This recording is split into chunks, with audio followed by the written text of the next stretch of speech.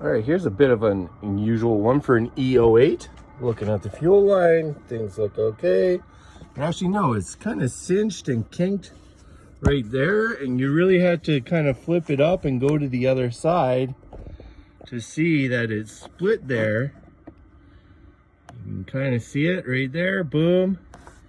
And yeah, so that's just a hidden one. So we'll cut that line off, get it fixed up, and we should be good to go, guys.